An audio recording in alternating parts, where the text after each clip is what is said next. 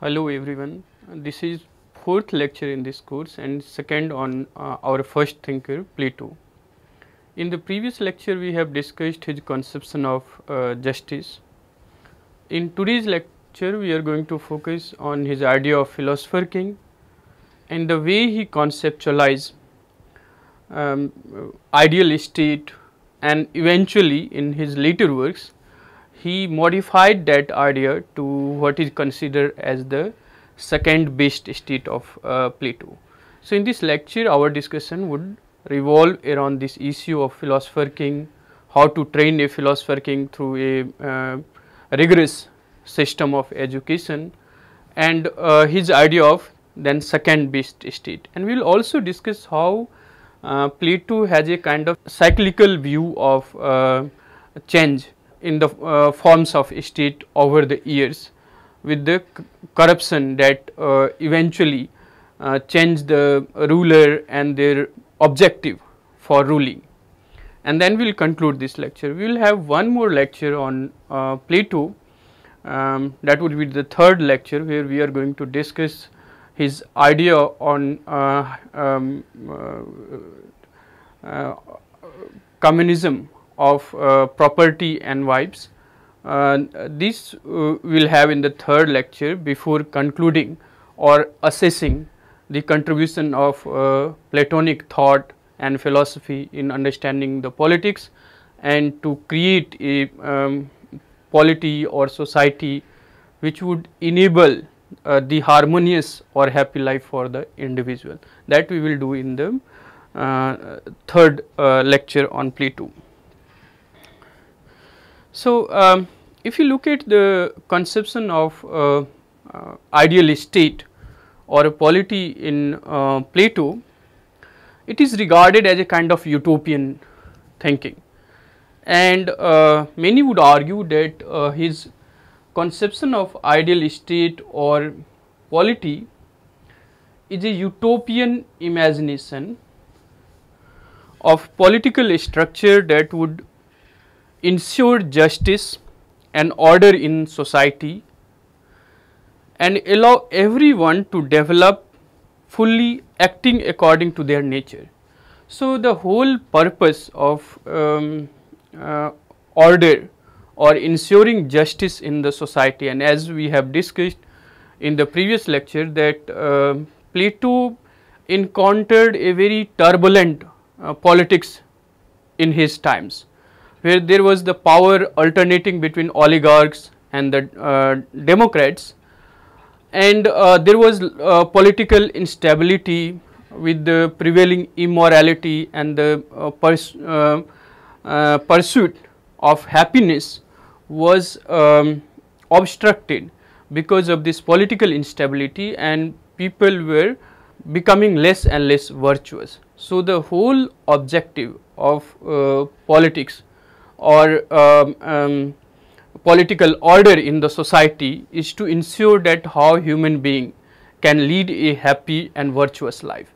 And to lead a happy and virtuous life, Plato imagined a state or a structure that would be just, that would be stable and enables the individual to develop according to their own nature. So, the whole purpose and objective of Platonic conception of ideal state is to ensure that individual lives their life without constraints, without interference from others, and developing themselves to the fullest potentialities of their nature. So, a craftsman or a farmer or a military warrior or a philosopher will develop their skill to the fullest of their abilities without any restraints, and the whole purpose of order or state is to provide that condition.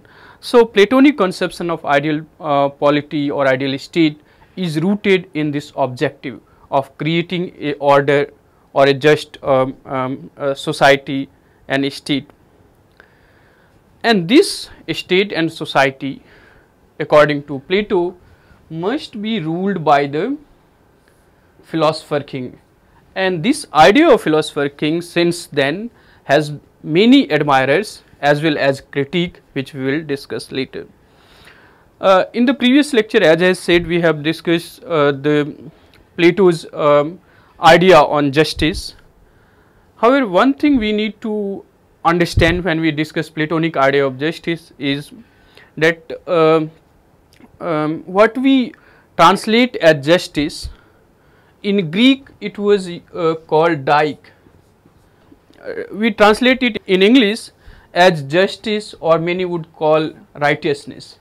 And as we look at the definition of dike or justice in Platonic conception, it is more about acting or working according to one's own nature. And when we work as an individual or as a class according to our own nature, then the result or the outcome would be just.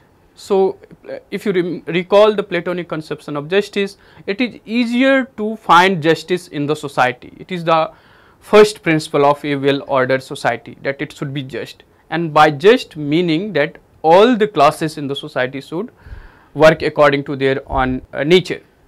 So, the working or the performance or the acting part of justice is more crucial than what we now understand by justice or even righteousness, which has a more religious connotation. In today's world, we understand by justice a kind of distribution of resources or ensuring the welfare of everyone, whereas in Platonic conception, which in Greek word was dike, it was more about the performance or acting according to one's own nature without interference from the other. So, when we talk about Platonic conception of justice, we need to understand that. He argued that the realization of justice required harmony of existence, as we have discussed, within the polity or polis and among three classes when they work, act according to their own nature. So, that is how justice can be ensured in the society, in the polity, when everybody do and act according to his or her own nature, within the individual or also among the classes, and that is how justice can be ensured. To realize this form of justice, he envisions a utopian polity in which either the philosopher would be the king, or he desired the kings of the world would become philosophers by some miracles. Now, this basis of creation of ideal state makes Platonic philosophy or Platonic idea of polity a very fascinating discourse. So, what he requires is that to realize a polity which would be just polity, we need to have a ruler who is a philosopher, or the king of the world should become the philosopher. So, either the philosopher would be the king, or the kings of the world would become philosophers by some miracle.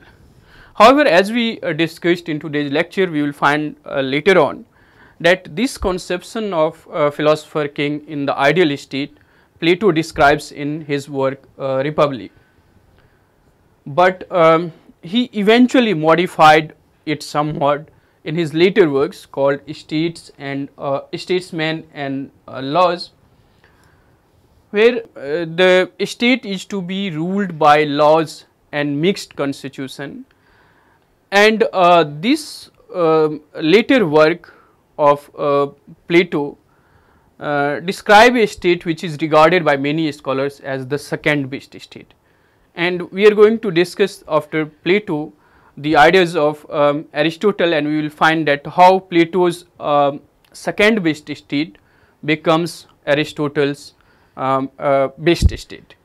So, now what is the ideal state and what he calls it?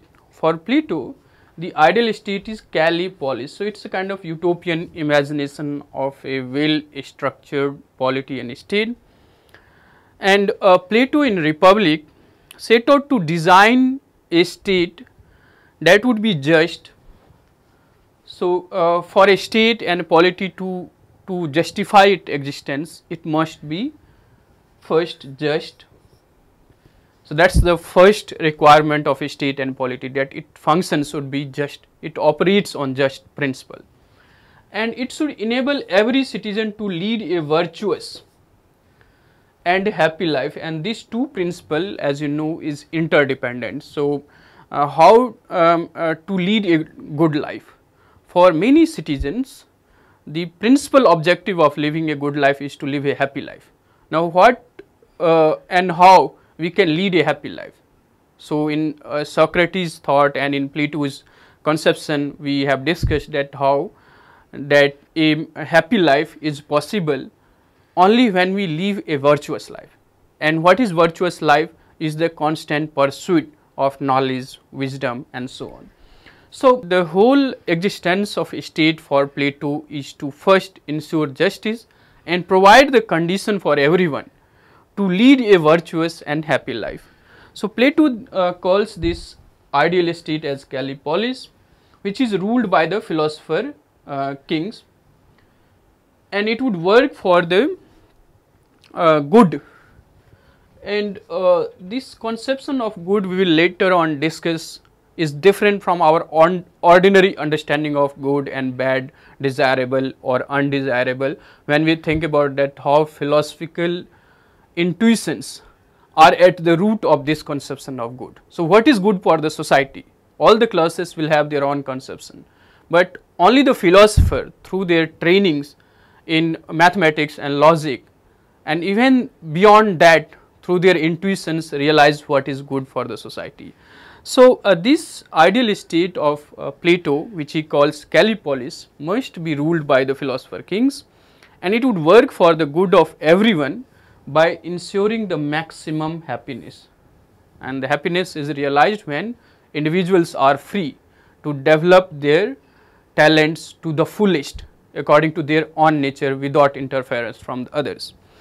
So in the Callipolis, then, the three classes which corresponds to three kinds of soul, and here I would request you to recall the discussion which we have had in the previous lecture. These three classes are corresponding to the three kinds of soul, or within the individual subjectivity or personality, where there is appetites at the base, courage and spirit at the middle, and then the reason and intellect at the top.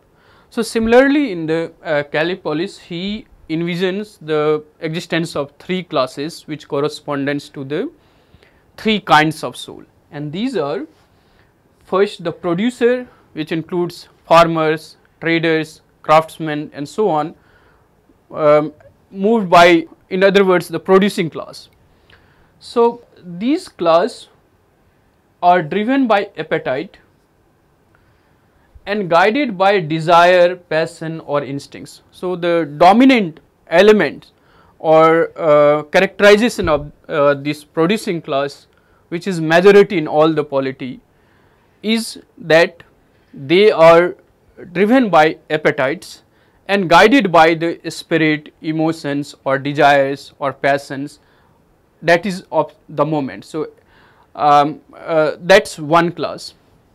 The second and above them is the auxiliary classes of military commanders, and these auxiliary classes, according to Plato, is driven by courage and honor and guided by their spirit. And finally there are philosophers who are driven by reason and guided by the wisdom and the good of the people. So these philosopher classes would be driven by the wisdom, and this wisdom is acquired through the relentless pursuit of intellect and reason. So for the philosopher, and in other words, the definition of philosophy is pursuit of knowledge for the sake of it. It does not require any other justification.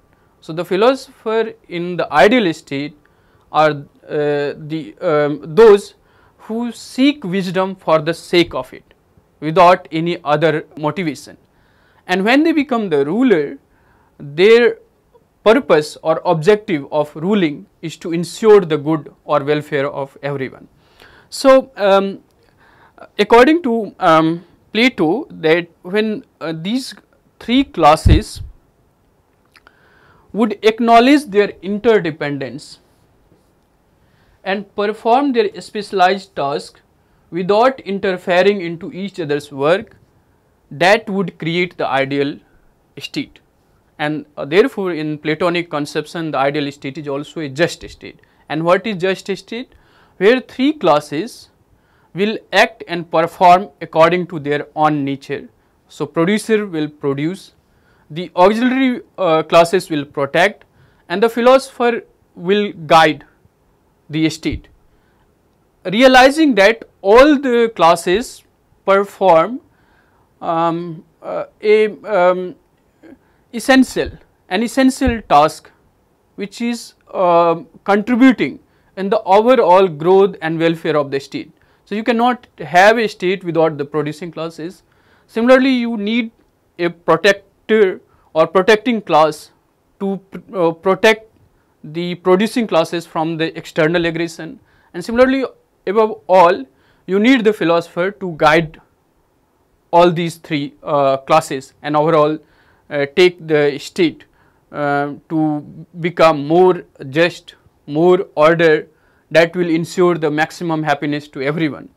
So, there is a kind of interdependence and at the same time specialization, where there is no interference into each other's work. So, when all the classes act according to their own interest without hindrance, without interference from the other, the society, the outcome of that functioning would be just society, or what Plato calls ideal state.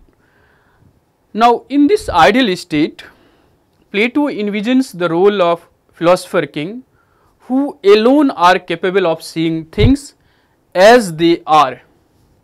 Now, this we are going to discuss when we discuss Platonic ideas on education, but for Plato, the other classes, because of their skills or talents or nature, which is called psyche, are incapable of understanding things as they are. They are merely looking at the appearance and therefore have flawed understanding of things. So, as we discussed about justice, the prevailing notion of justice as argued by Thrasymachus, Glaucon and many others, where the imperfect manifestation of justice. So, there are elements of justice, but then there are also flawedness. Similarly, in the society, the most other classes are guided by their spirit or appetites, are incapable of understanding things as they are, but they realize the things as it appears them to be. And this remains the challenge for many of us when we talk about politics and political development, even in our contemporary times. So, we often comment or respond to what appears to us rather than our deeper understanding of the larger process that are determining the political outcomes at any given point of time in history. So, Plato envisions the role of philosopher king, who alone are capable of seeing things as they are and use the noble lies. And it is irony that Plato, when he talks about philosophy as search after truth or wisdom, also support this view of noble lies. And what is this noble lies? Is basically that there is these three kind of soul: bronze or brass, silver and golden, and that corresponds to three classes. So, the bronze would be the producing classes of craftsmen, traders or farmers. The silver classes would be the auxiliary military lords or military warriors, and the golden is the soul of the philosopher, guided by wisdom and intellect. So, this noble lies, Plato wants the philosopher king to deploy in the state to ensure that everyone in the city performs their allotted task, and in performing them they consider it natural and therefore do not resist it. So, here the purpose of this noble lies according to Plato is to ensure harmony. And you know, in the Platonic conception of polity there is no conflict. and if there is a conflict, that is against justice. So, within the self, if the emotion or the spirit are at conflict with our intellect, then we cannot live harmonious or just life. Similarly, in the state, if one class counters or challenge or interfere in the task of others, society or the polity would not have justice. Now, to have justice, to make it a natural thing, Plato envisions this idea of noble lives, which philosopher will use to ensure that everyone in the society, all the classes in the society, perform their allotted task without resistance, without questioning, without interference, in other words. So, in this fashion he equates the role of philosopher king in the state as the ship captain. So, suppose a ship crosses the ocean and faces many challenges in terms of sea winds, in terms of direction, in terms of the sailors, those who are capable of moving the ship forward. So, a good ship captain needs to know not just the knowledge of wind or knowledge of direction or the craft of navigation, but also need to know how to manage the sailors to cross the ocean, to cross the turbulent times. Similarly, in the ideal polity, the role of philosopher king according to Plato is to have the knowledge of statecraft and the soul craft. And this is something which is very crucial for us to understand. Statecraft is about how to govern or rule for the benefit or for the maximum benefit of every section of the society. And the soul craft is that you enable everyone within that state and polity to develop their fullest talents and realize their full potentialities. And to enable and create these conditions require special wisdom, special knowledge, and philosopher king alone are capable of having or obtaining those knowledge. And therefore, in Platonic conception of ideal state, the role of philosopher king is absolutely necessary.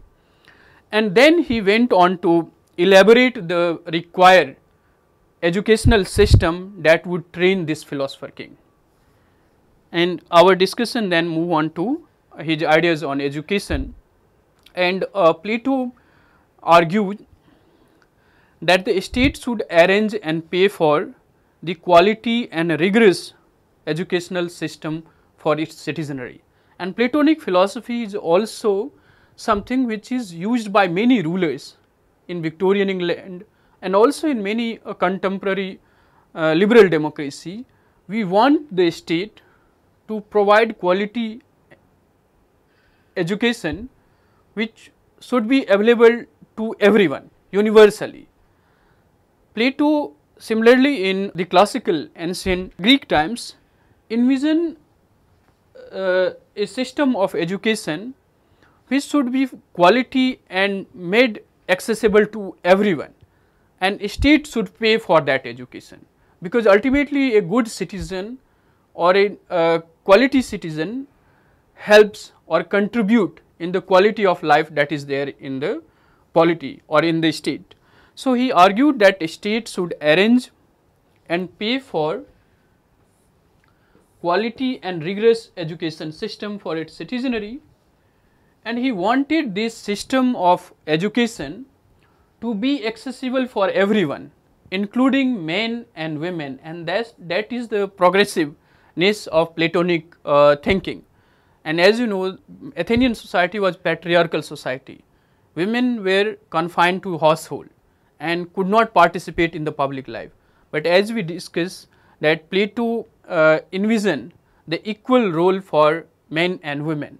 They wanted them to have similar kind of education to develop their qualities, to develop their talent, and then participate in the overall life in the polity.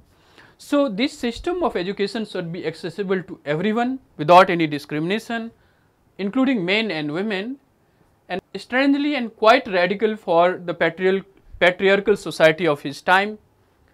Plato's guardian class is open for women too.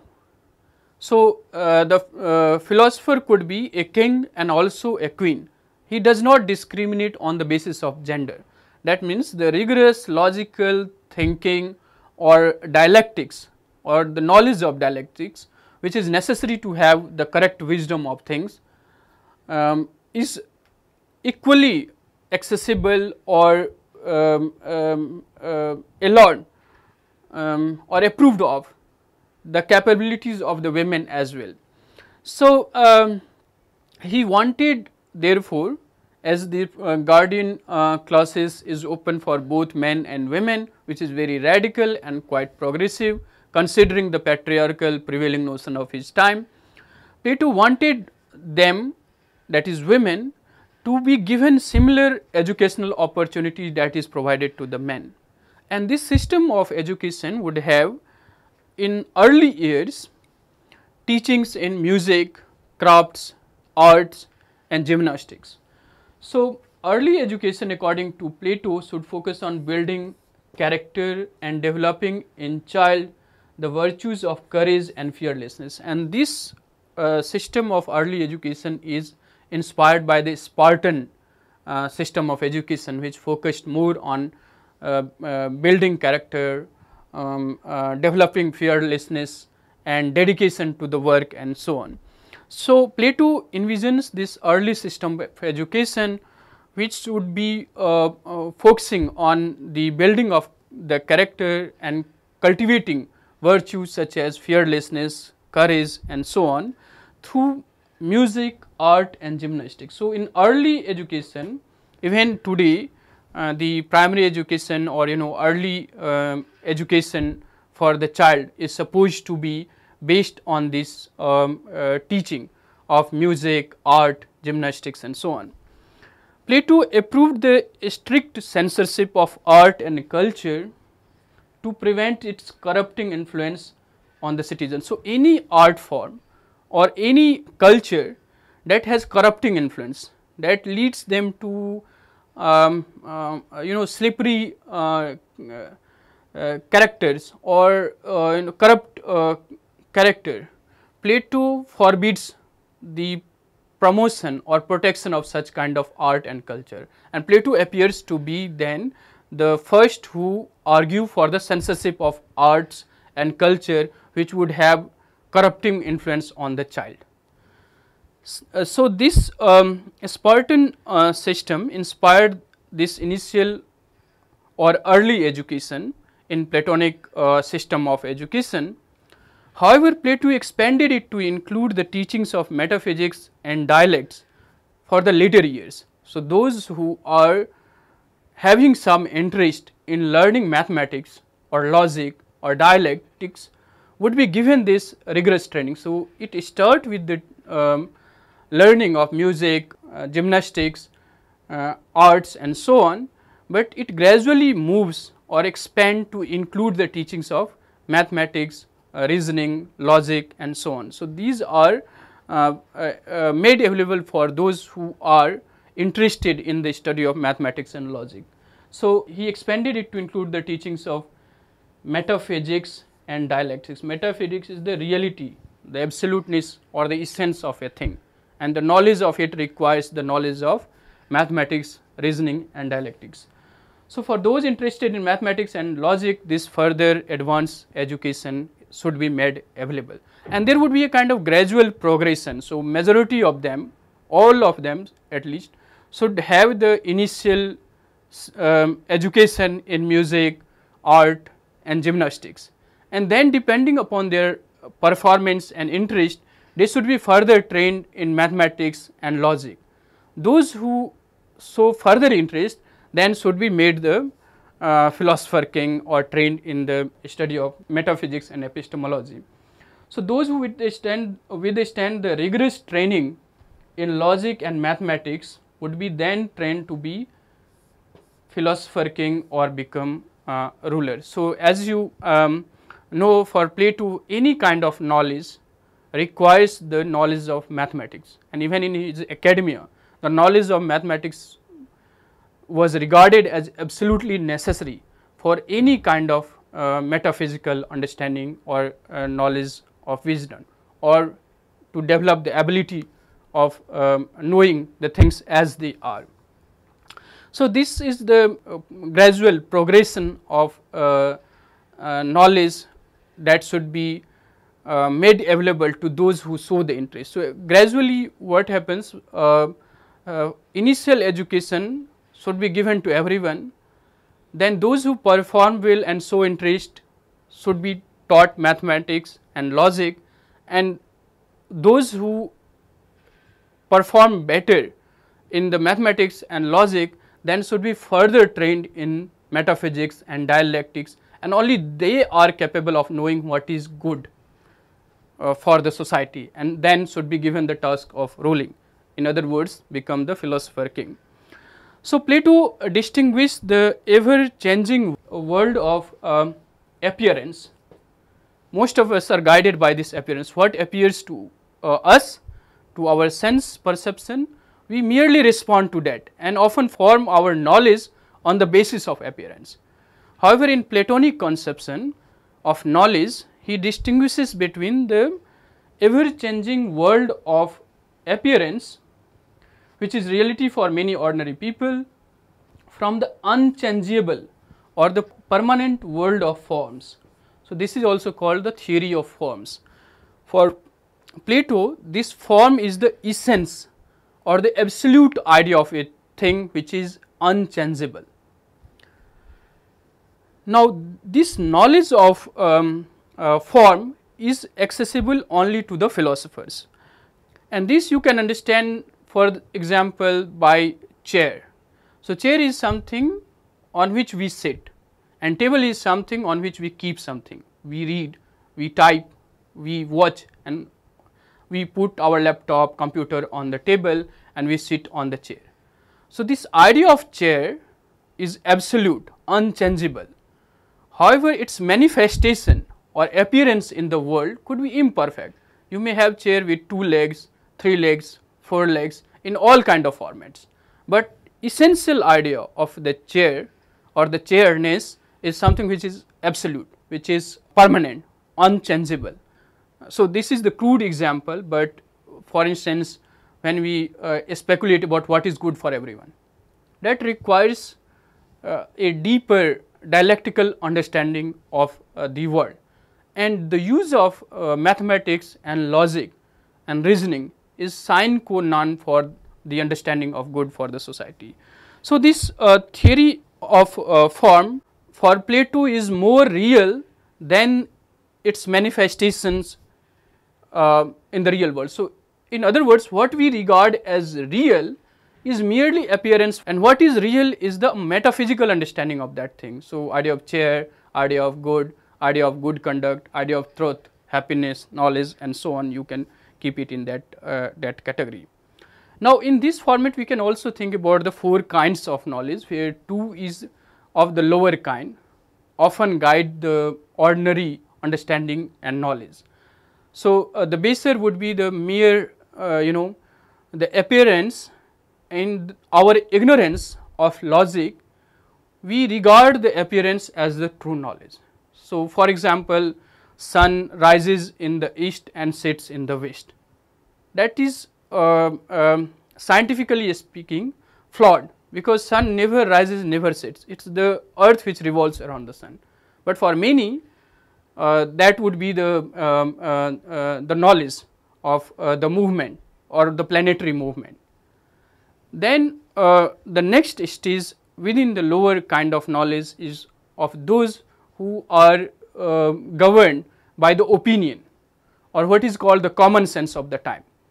So, if you recall our discussion on justice, there are many arguments or definition of justice guided by the commonsensical understanding, like paying one's debt, being honest, being truthful, or justice is merely the rule by the stronger, so it is better to be unjust. So, all these understanding of justice is then guided by the opinion or the prevalent common sense of that time. Most of our knowledge are shaped by these commonsensical understanding that is prevalent at any given point of time in any society, in any historical period. So, these are two kinds of lower knowledge or lower order knowledge. The higher order knowledge requires then from this kind of commonsensical or ignorant knowledge to a more abstract or metaphysical understanding of the world, which requires first the knowledge of logic and mathematics and then the knowledge of good. And this knowledge of good is much different from the knowledge of form, as we have discussed. So, how you learn these two higher order knowledge is when you train your mind in dialectics and in mathematics, and you arrive at the understanding of good or truth or beauty through the philosophical intuitions. This we can also understand with the allegory of cave, where for many the knowledge is based on the shadow that appears before them, but for the philosopher with their training in mathematics and reasoning, they alone are capable of perceiving what is absolute, what is truth, what is unchangeable. So, this analogy is like the men are sitting in a cave facing the wall, and before them there is the fire which is burning, and there are people moving in and out between the fire and men sitting facing the wall. What appears to most of the men is the shadow of these moving objects or individual, and that shadow they realize as truth or as the knowledge. Very few among them would turn around and look at the fire and then have perhaps better understanding of that shadow or the object. Still fewer among them would move out of that cave and to see the brightness or the world outside, and first they will be terrified by the brightness of that world, and they will alone have the exact or the absolute knowledge of the thing and the world. They may return to the cave and they may not. They may be driven by the philosophical speculation or understanding of metaphysics or knowledge for the sake of knowledge. But those who return through their philosophical understanding, and this borders to mysticism, will have the knowledge of good, and they can communicate to the ordinary people only in the allegory, because the knowledge of the metaphysics or the absolute world is inaccessible to the ordinary people using the language that is prevalent. So, the philosopher king will communicate to them in the allegory using certain objects and then trying to communicate. So, this is how the knowledge of absolute thing or absolute phenomena of anything is obtained by the philosophers.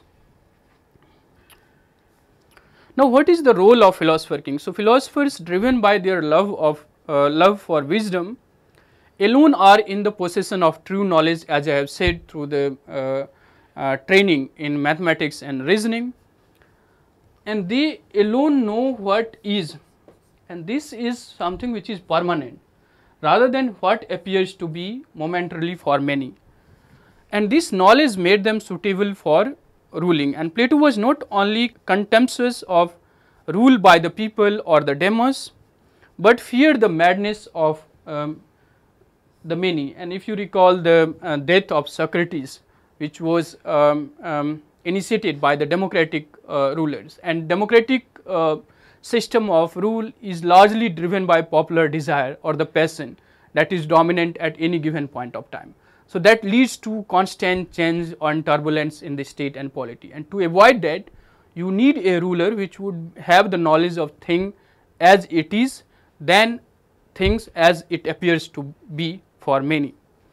Thus, a justification for rule by reason or philosopher king is also an excellent defense of meritocracy. So, those who have the merit or the knowledge should be given the responsibility of ruling, and he wanted political power therefore to be mixed with wisdom. So, best kind of polity is that polity where political power is mixed with the wisdom. In other words, the wise men are given the responsibility of ruling. Therefore, he argued that since philosophers alone possess the true knowledge, hence they should be given the task or responsibility of ruling and governing, and this philosopher could be male and female as well. So, she and he will exercise this power wisely to bring about harmony of existence and good in the state. In exercising this power, philosopher kings are not constrained by any laws. So, in the Platonic conception of ideal state, there is no restriction, there is no constraint on philosopher king to exercise power. That means he has the absolute sovereignty in that sense, and they are sovereign and exercise unrestrained power. So, because there is no conflict, the whole purpose of having philosopher king is to ensure the harmony of existence, and if there is harmony of existence, there is no need of law to arbitrate between the conflicting groups or factions in the society. So, thus the philosopher king would have unrestrained power. There would not be any laws that will restrain his exercise of that power. So, she and he would exercise this power for maintaining the harmony and order in the state, thereby ensuring the welfare of all and maximum happiness for each. So, now the question before Plato was, who will guard the guardians? And this remains the challenge for our time. So, who will watch the watchman? And this remains a riddle for many state and polity to solve even in the contemporary time. So, those who are given the task of accounting, who will account their performance or their activities? In Greek it is called quis custodit ipsos custod. So, who will guard the guardians? Plato puts only after that elaborate training in mathematics, reasoning and dialectics, only those who perform well, have the knowledge of metaphysics and should be given the responsibility of ruling, and once that responsibility is given, there should not be any restraint, as these philosophers will be driven by wisdom or intellect. So, he put however only one restriction to this guardian class, that they would not have any private lives or property. So, he debarred the guardian class from having any private lives and property, which is to be enjoyed only by the producing classes or those who are in the business or in trading. So, he argued that this guardian class, driven by wisdom or intellect and concerned about the well-being or good of all, should not be distracted by the pursuit of gold or goods. They are happy in the happiness of others, hence they will consider the whole state as their family and property. They will live communal lives with minimal possessions. Plato gives a very detailed account of such lives of guardians, widely known as the communism of wives and property. We will discuss in detail this communism of wives and property in the next class, but that is the only restraint that Plato put on the guardian classes in the conception of the ideal state.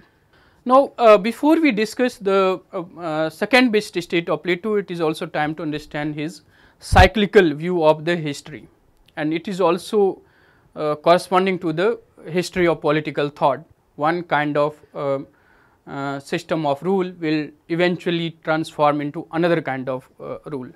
So, Plato understood that no matter how assiduously or how effectively the state is ruled or governed, how justly or effectively or assiduously the state is ruled or governed, its ruling class over the years would become corrupt because of the many influences, maybe money or maybe some other self-indulgent behaviors or habits of the ruler.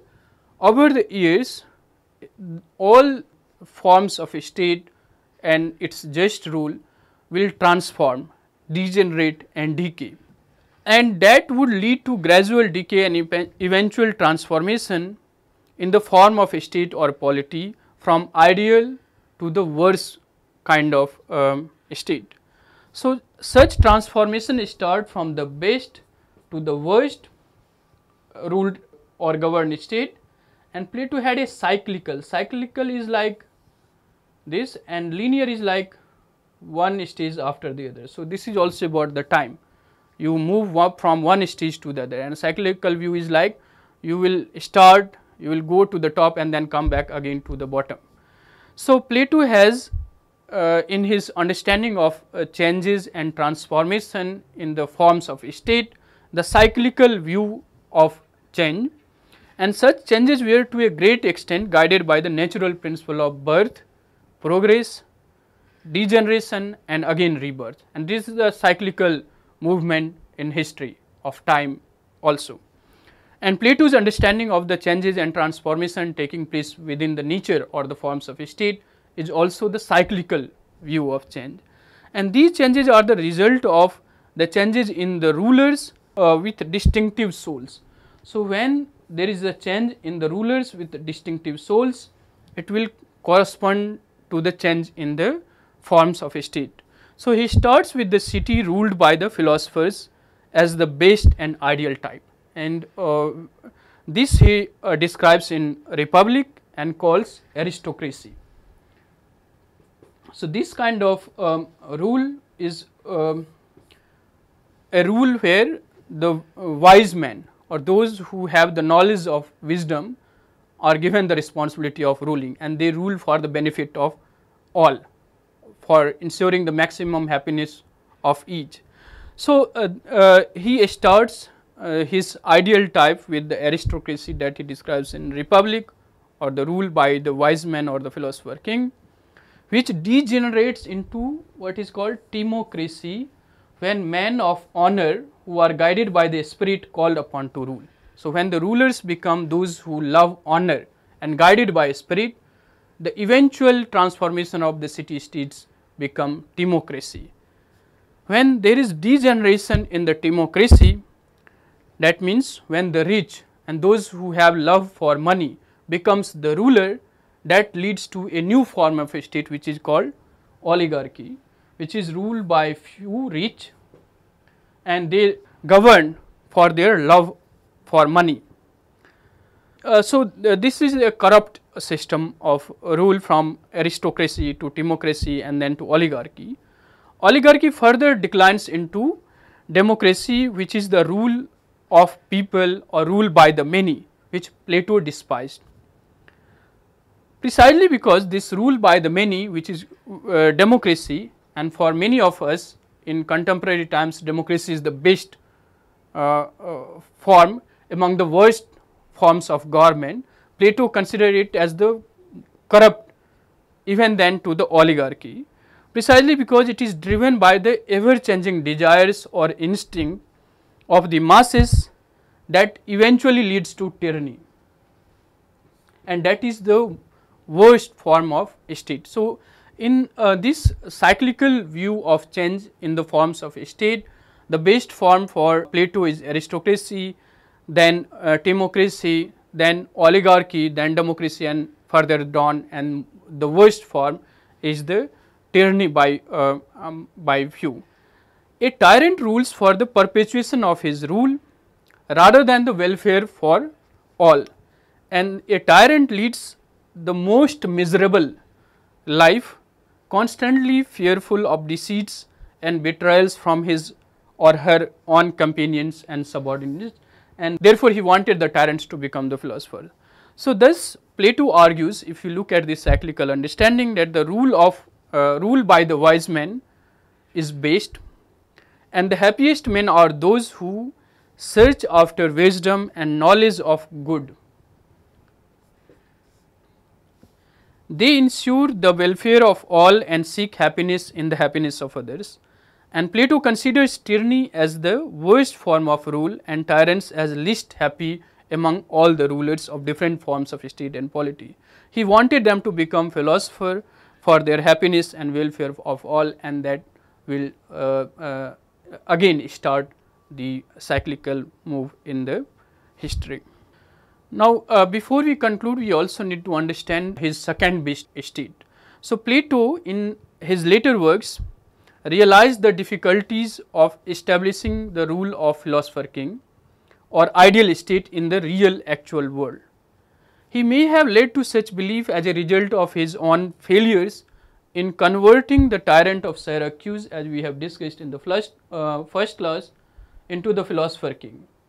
And thus in his later works, Statesmen and Laws, he describes a state which is ruled by or governed by laws and mixed constitution. This would be a small state of about 5040 male citizens living along with their families, slaves and resident aliens doing their own task, and the administrative structure of this polity would be divided into nocturnal council consisting of wisest men at the top, guardians of the laws below them, 10 of whom would be part of this nocturnal council as well, and below them are the executive council of 360 and also an assembly which is comprised of all the citizens. So, this would be the administrative structure of this second best state of Plato, which would be governed by law and mixed constitution. In this state, all public offices is again open to both male and female and to be filled by elections, however few to be filled through the lottery as well, and there would be provisions for public scrutiny of every official. Thus, Plato's second best state is governed by both wisest men as well as the laws and constitutions. Unlike philosopher king, who were accountable to none except their own reason and intellect, the ruling class in this state is to be open for public scrutiny. However, Plato did not completely do away with his preference of wise men and also the role of reason in governing the state, and therefore, we will see the administrative structure is governed by at the top those who are knowledgeable, those who have the wisdom. So, his best state remains the state ruled by the philosopher king as he discusses it in his Republic, but he modified it somewhat in Statesmen and Laws to make it realizable, which we call the second best state of Plato. Now, to conclude this lecture, his ideal state of philosopher king remains a utopia. However, it could still guide how to govern the state wisely and in a just manner. So, for many, the business of ruling and governing is to ensure the welfare of many, and to ensure the welfare of many requires the knowledge which is distinct from other kinds of knowledge or the commonsensical understanding of what is good. His system of education influenced many thinkers such as Rousseau and rulers, particularly in the Victorian England, when we train the bureaucrats for ensuring the benefits of everyone. So, even in contemporary society, the bureaucrat is supposed to function and perform his or her task for maintaining or for maximizing the benefit and welfare of the others in the state. And to train them, the philosophical system of education that Plato had has influenced a great many rulers and thinkers as well. So, his ideas did shape the polity of European politics in the medieval time and many other monarchies, of course, under the disguise of religious myth or the divine right of the king. So, if you look at the nature of major monarchies during the medieval times, the society and polity was divided into three classes. Majority of producing classes of farmers, craftsmen, traders at the bottom. Above them, those who were the auxiliaries classes or the military warlords, which were fewer than the those who are at the bottom, and at the top was the rule of clergymen or the king who were at the top. So, the hierarchy of the polity in the medieval times and also in the other monarchies, if you look at, you will find the influence or reflection of Platonic three classes, which is applicable to understand any monarchies during the medieval times. Only in the modern times we began to assert the equality of everyone, and that struggle is still going on, and society is still conflicted with many differences in terms of wealth, in terms of social position and other kind of hierarchies on the basis of religion, caste and so on. If you look at the critical assessment of Platonic ideal of state and philosopher king, we have to start with Aristotle, who was his disciple, and he was very critical of Plato's ideal state, and he regarded it elitist, and as we know, he always preferred the philosopher king over the other classes, and questioned the premise of absoluteness of truth and wisdom that is accessible only to the philosopher. So, Plato's idea is that the knowledge or the wisdom is many-sidedness. There could not be any absolute idea of truth or right. We approach it through many standpoints, and the knowledge of many, when they come together, the knowledge becomes much more pragmatic, much more realizable than the knowledge of the absolute metaphysical understanding that Plato argues and made available only to the philosopher. Instead, Aristotle believed in the wisdom of many. However, he accepted the forms of state described in laws and statesmen, and thus many scholars have argued that the Plato's second best state was Aristotle's best state. Aristotle also criticized his understanding of politics as apolitical, and scholars like Alan Rand would call it anti-political in the absence of conflict and laws. So, the whole purpose of politics, as Aristotle explains it and we understand it, to resolve the conflict that is prevalent at any given point of time through discussion and debate. However, for Plato, the whole conception of politics is about harmony, the existence of harmony and how to ensure that harmony, and therefore, he gives the absolute power to the philosopher king. But however, the actual pragmatic politics are driven by conflicts, and the art of politics is to resolve that conflicts without resorting to violence, without using the coercive means. So, through discussion and debates. So, the understanding of politics as driven by conflict is simply absent in the Platonic conception of ideal state or the rule by the philosopher king, and that makes him anti-political according to Alan Rand or apolitical by Aristotle. However, if you look at the Platonic conception of ideal state and absence of conflict, there are many scholars and thinkers who were guided by this conception of polity and state. Most notable among them is Karl Marx. When he envisioned the idea of communism, that communism would be absence of politics and absence of state, and there would be absolute harmony among everyone. Many scholars also criticize Plato for his totalitarian thinking and giving the philosopher king absolute power. So, Karl Popper charged Plato for being an enemy of the open society and the forerunner of a totalitarian state. So, many tyrants or autocratic ruler in the later years justified their rule or sought legitimacy for their rule in the name of ensuring the good of everyone or the welfare of everyone, and Karl Popper therefore charged him for being the enemy of the open society or the forerunner of a totalitarian state. However, his idea of the philosopher king did influence many generations of rulers and thinkers alike. His ideal of justice and how to govern a polity that enables everyone to reach his or her fullest potentialities continue to inspire many, and in Plato we have many progressive and radical ideas like public offices should be made available to both men and women, which was very radical from the prevailing patriarchal norms of that society. So, there are valid criticism against Plato and limits to his understanding of politics. Nonetheless, his ideals of philosopher king or rule by the wise man or non-discrimination on the basis of gender and on other criterias are something which continue to inspire many thinkers and rulers as well.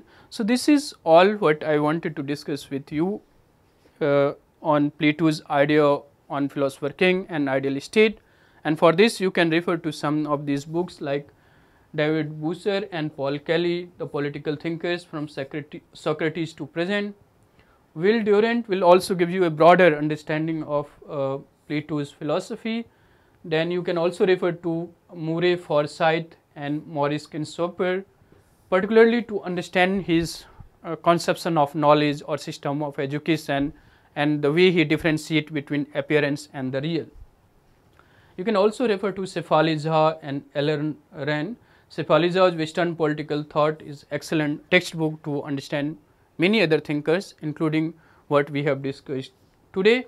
And similarly, James Allen Wren gives you a lucid explanation of the anti-political strands in Platonic vision of politics and state. So that is all for today's lecture. I hope you enjoy it. Do share your feedbacks, and thanks for listening. Thank you all.